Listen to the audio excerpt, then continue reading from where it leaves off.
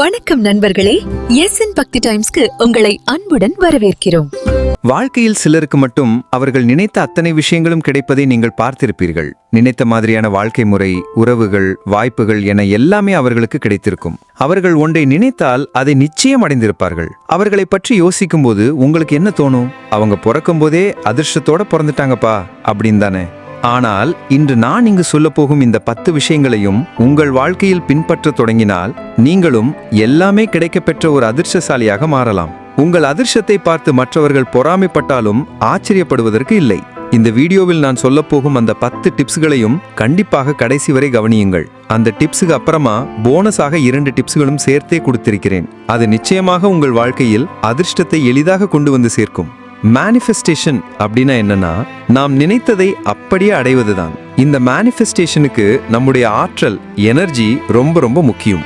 நீங்கள் உங்களுடைய ஆற்றலை தேவையில்லாத விஷயங்களுக்கெல்லாம் எஸ் சொல்லி வீணாக்கிவிட்டால் நீங்கள் நினைத்த விஷயத்தை அடைய இந்த ஆற்றல் உங்களிடம் இருக்காது. நீங்களே யோசிச்சு பாருங்க, எத்தனை முறை உங்களுக்கு வேணாம், பிடிக்கல அப்படின்னா கூட மற்றவர்களிடம் நோ சொல்ல முடியல அப்படின்ற காரணத்துக்காகவே அவங்க கிட்ட ஓகேன்னு ஒத்துக்கிட்டு அந்த விஷயத்தை கடைசி வரை பிடிக்காமலே செஞ்சிருக்கீங்க. நான் இந்த விஷயத்தை என் வாழ்க்கையில் நிறைய முறை செய்திருக்கிறேன். ஏன்னா நானே ஒரு பெரிய பீப்புள் ப்ளீசர் தான். மற்றவர்களிடம் எப்பவுமே நோ சொல்றதுங்கிறது எனக்கு ரொம்பவே கஷ்டமான விஷயமா இருந்திருக்கு. இதனாலேயே எனக்கு பிடிக்காத நிறைய விஷயங்களுக்கு எஸ் சொல்லியே மாட்டிக்கிட்டு முழிச்ச அனுபவங்கள் நிறையவே இருக்கு. மற்றவர்கள் ஏதாவது ஒரு உதவின்னு கேட்கிறப்போ எனக்கு எவ்வளவுதான் முக்கியமான வேலைகள் இருந்தாலும் அதையெல்லாம் ஒதுக்கி வச்சுட்டு அவங்க கேட்கிற அந்த வேலையை செய்யறதுக்காக கிளம்பிடுவேன். இதனாலேயே என்னுடைய வேலைகள் எல்லாம் பாதிக்கப்படும். இந்த மாதிரி நீங்களும் பாதிக்கப்பட்டு இருந்தீங்கன்னா உடனடியாக இந்த பழக்கத்தை நிறுத்துங்க. மற்றவர்கள் என்ன நினைப்பார்களோ, ஏது நினைப்பார்களோன்னு பயப்படாதீங்க. நீங்கள் ஒவ்வொரு முறை தேவையில்லாத ஒரு விஷயத்துக்கு எஸ் சொல்றப்போ உங்களுக்கு தேவைப்படுற இன்னொரு விஷயத்துக்கு நோ சொல்றீங்க அப்படிங்கறதையும் மனசுல வச்சுக்கோங்க. ஓடு மீன் ஓட ஒரு மீன் வரும் வரை காத்திருக்குமாம் கொக்கு அப்படிங்கிற மாதிரி சின்ன மீன்கள் எல்லாம் போகட்டும், எனக்கான மீன் எனக்கானது நிச்சயமா அது கிடைக்கும்னு நம்பிக்கையோட காத்திருக்கவங்களுக்கு இந்த யூனிவர்ஸும் நிச்சயமா ரிவார்ட் பண்ணும். நீங்கள் மற்ற வெற்றியாளர்களை பார்க்கிறப்போ, அதிர்ஷ்டசாலிகளை பார்க்கிறப்போ உங்க மனசுல என்ன தோணும்? அவங்களுக்கெல்லாம் கிடைக்குதுப்பா, அவங்க நினைச்சதெல்லாம் கிடைக்குது, ஆனா எனக்கு அந்த மாதிரி கிடைக்குமா? நான் நினைச்ச ஏதாவது ஒரு விஷயம் நடக்குமா அப்படின்னு தானே தொடர்ந்து நினைச்சிட்டு இருப்பீங்க. ஆனால் நீங்கள் உங்க வாழ்க்கையில ஒரு விஷயத்தை பத்தி ஆசைப்படுறப்பயே எனக்கெல்லாம் இந்த விஷயம் கிடைக்குமா அப்படின்னு ஒரு சந்தேகத்தோடய ஆரம்பிச்சீங்கன்னா அதே விதமா தான் அந்த விஷயமும் முடியும். ஆனால் இந்த அதிர்ஷ்டசாலிகளை எடுத்துக்கோங்க. அவங்க ஏதாவது ஒரு விஷயத்து மேல ஆசைப்பட்டாங்கன்னா அந்த விஷயம் எனக்கு கண்டிப்பா கிடைக்கும், கிடைச்சே தீரும் அப்படிங்கிற ஒரு மைண்ட் செட்லயே அவங்க இருக்கிறத நீங்க பார்க்க முடியும். அவங்க அப்படி நினைக்கிறதுனாலதான் அந்த விஷயங்களும் அவங்களுக்கு கிடைக்குதுங்கிறத முதல்ல புரிஞ்சுக்கோங்க. அடுத்த தடவை நீங்க ஏதாவது ஒரு விஷயத்தை பார்த்து ஆசைப்படுறப்போ இந்த விஷயம் ஏன் எனக்கு கிடைக்க கூடாது அப்படின்ற கேள்வியை கேட்டுக்கோங்க. அப்படி நீங்க கேக்குறப்போ உங்க மனதும் ஆமா இல்ல உனக்கு ஏன் கிடைக்க கூடாது, உனக்கு நிச்சயமா கிடைக்கும் திங்க் பண்ண தொடங்கும். அது அந்த வரிசையில திங்க் பண்ண ஆரம்பிச்சிருச்சுனாலே அதுக்கு ஏத்த விஷயங்களை அட்ராக்ட் பண்ணவும் தொடங்கிடும். நீங்கள் எப்பவும் புதுசா ஒரு விஷயத்துக்காக ஆசைப்படுறீங்கன்னா உடனடியாக உங்க மனசு என்ன சொல்லும்? அந்த விஷயமெல்லாம் நல்லா தான் இருக்கு, ஆனா அது எப்படி அச்சீவ் பண்றதுங்கிறது எனக்கு தெரியாதே அப்படின்றதுதான். இந்த ஒரு எண்ணம் வந்த உடனே என்ன ஆகும்னா இது உங்களை அடுத்த ஸ்டெப் எடுத்து வைக்க விடாம அப்படியே தடுத்துரும். ஆனால் இந்த அதிர்ஷ்டசாலிகளை எடுத்துக்கிட்டீங்கன்னா அவங்களுக்கு ஒரு விஷயம் வேணும்னு நினைச்சிட்டாங்கனாலே அந்த விஷயத்தை அடையிறதுக்கு கண்டிப்பா ஏதாவது ஒரு வழி இருக்கும் அப்படிங்கறதையும் சேர்த்தே அவங்க நம்புவாங்க. சோ இந்த விஷயத்துக்கு நிச்சயமா ஒரு சொல்யூஷன் இருக்கும், அதுக்கான வழியும் எனக்கு தெரிஞ்சிடும்னு அவங்க நம்புறதுனால அவங்க என்ன பண்ணுவாங்கன்னா அதை நோக்கி அடுத்தடுத்த ஸ்டெப் எடுத்து வைக்க ஆரம்பிப்பாங்க. அவங்க நம்பிக்கையோட எடுத்து வைக்கிறதுனாலேயே அதுக்கான வாய்ப்புகளும் சரியான தகவல்களும் அவங்களுக்கு கிடைக்க தொடங்கும். இப்ப நீங்க ஒருத்தர் கிட்ட போய் எனக்கு இந்த உதவி வேணும் அப்படின்னு வாய் திறந்து கேட்கிறப்போ என்னவாகும்? 2 விஷயம் நடக்கலாம். ஒன்னு, அவர் அந்த உதவியை செய்யலாம், இல்ல அந்த உதவியை செய்யாமலும் போகலாம். ஆனால் இதே நீங்கள் வாயை திறந்து கேட்கவே இல்லைன்னா நிச்சயமா ஒண்ணுதான் நடக்கும், அந்த உதவி அவர் உங்களுக்கு செய்ய போறது கிடையாது. அப்போ நீங்கள் ஒவ்வொரு முறை வாயை திறந்து கேட்கிறப்பவும் 2 ஆப்ஷன் உங்களுக்கு அங்க கிடைக்குது. சில சமயம் அந்த விஷயம் உங்களுக்கு சாதகமான விதத்துல முடியறதுக்கும் அங்க வாய்ப்புகள் அதிகமாவே இருக்கு. உதாரணத்துக்கு ஒரு கடையில ஒரு பொருள் வாங்கிட்டு வந்திருக்கோம், அந்த பொருள் சரியா வேலை செய்யாம இருந்திருக்கும். நம்ம என்ன நினைப்போம்? அந்த கடைக்காரர் கொடுக்கறப்பயே நாங்க இதெல்லாம் மாத்திக்க மாட்டோம்னு சொல்லி கொடுத்தாரு, நம்ம போய் திருப்பி எதுக்கு போய் கேட்டுட்டு அவர் நிச்சயம் முடியாதுன்னு தான் சொல்லுவாருன்னு அப்படியே விட்டுருவோம். ஆனால் இதே அதிர்ஷ்டசாலிங்க என்ன பண்ணுவாங்க தெரியுமா? போய் கேட்டுதான் பாப்போமே, கேக்குறதுல என்ன தப்பு வந்துருது அப்படின்னு அந்த பொருளை எடுத்துட்டு போய் இந்த கடைக்காரரிடம் இது இந்த மாதிரி ஆயிடுச்சு, இதை கொஞ்சம் மாத்தி கொடுங்கன்னு கேட்பாங்க.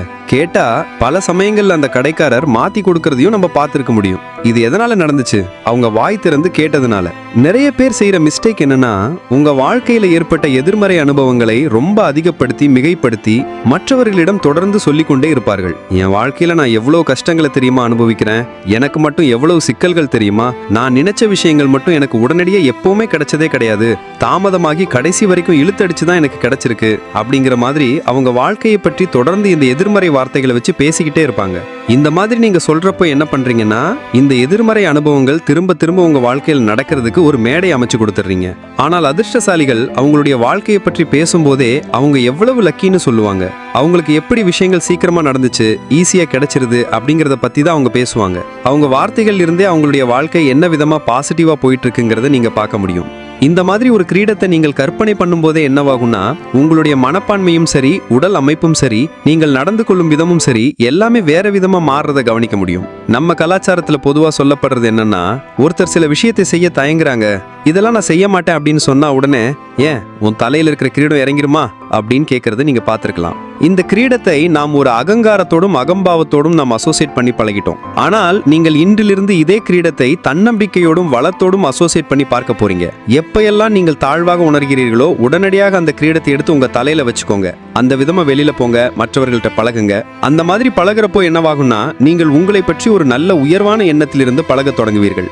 யார் ஒருத்தர் தன்னை பற்றி உயர்வாகவும் மதிப்புள்ளவராகவும் நினைக்கிறார்களோ அவர்களை இந்த உலகமும் அதே விதத்தில் தான் நடத்தும். நீங்கள் உங்களை அதிர்ஷ்டசாலியாக மாற்றணும், உங்களுக்கு அதிகமான வாய்ப்புகள் கிடைக்கணும், நீங்கள் நினைத்த விஷயங்கள் எல்லாம் உங்க வாழ்க்கையில நடக்கணும்னு நினைச்சீங்கன்னா முதல்ல அதுக்கு தகுதியானவர்களா நீங்க ஃபீல் பண்ணணும் இல்லையா?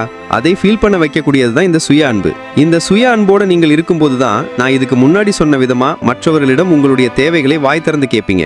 நோ சொல்ல வேண்டிய இடத்துல நோ சொல்வீங்க. தலையில அந்த கிரீடத்தை வைக்கும் போது தன்னம்பிக்கையாக உணர தொடங்குவீர்கள். சோ சுய அன்பு மிகவும் முக்கியம். சுய அன்பு இருக்கிறவங்க நிச்சயமா உங்க வாழ்க்கையில அதிர்ஷ்டசாலிகளாகவும் இருப்பார்கள். நீங்கள் அமெரிக்காவுக்கு போகணும், அங்க ஒரு நல்ல வேலை கிடைச்சு குடும்பத்தோட அங்க செட்டில் ஆகணும்னு நினைச்சீங்கன்னா உங்களுடைய அதிகமான நேரத்தை அந்த விஷயங்கள் சம்பந்தமாக யோசிக்கிறதையும் கற்பனை பண்றதையும் செலவிடுங்க.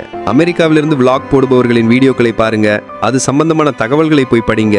உங்களுடைய வாழ்க்கையில் உங்களுடைய கனவுகளுக்கு அதிக நேரம் கொடுக்க தொடங்குங்க. இந்த மாதிரி பண்ணும்போது உங்களுடைய கவனம், ஃபோக்கஸ் மற்றும் ஆர்வம், அட்டென்ஷன் நீங்கள் உங்கள் கனவுகள் மேல அதிகமா வைக்கிறீங்க.